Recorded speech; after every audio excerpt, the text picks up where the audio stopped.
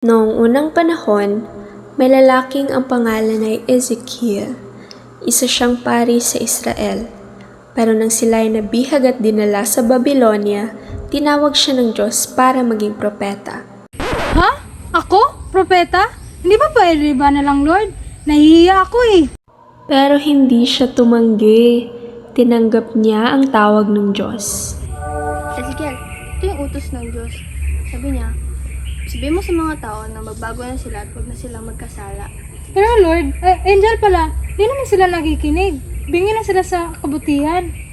Gamitin mo yung palatandaan. Pakita mo sa kanila kung gaano nakatigas yung ulo nila. Palatandaan, tulad ng ano? Aba, marami! Pinahiga siya ng Diyos sa isang tagiliran sa loob ng 390 araw bilang simbolo ng kasalanan ng Israel at pinagawa siya ng kakaibang tinapay bilang simbolo ng kahirapan. 390 araw? Hindi ko nga kaya mag-plank ng 10 segundo eh. At tinapay pa talaga ang ginamit sa simbolo. Naggutom ako bigla.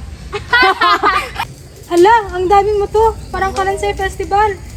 Ezekiel, ito yung lambak ng tuyong buto. Sa tingin mo, mabubuhay pa kaya yung mga to? Feeling ko hindi na. Tuyong-tuyo na eh. Prophecy! Sabihin mo yung salita ng Diyos. Sige po. O mga tuyong bato, pakinggan niyo ang salita ng Panginoon.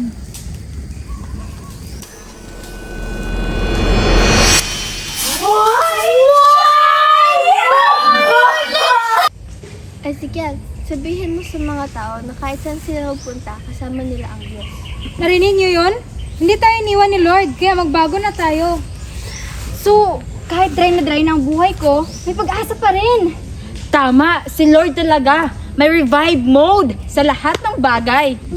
Minsan, parang tuyong buto rin tayo. Pagod, nawawalan ng gana, o parang wala ng saysayang lahat. Ngunit sa kwentong ito ni Propeta Ezekiel, pinakita ng Diyos na kahit anumang tuyong parte ng ating buhay, kayang buhayin ng kanyang kapangyarihan. Ang Diyos ay hindi lamang nagbibigay ng mensahe, nagbibigay din siya ng pag-asa.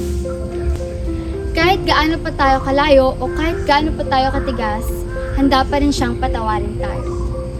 At kahit gaano kabigat ang pinagdadaanan, si Lord ay kaya tayong buhayin ulit.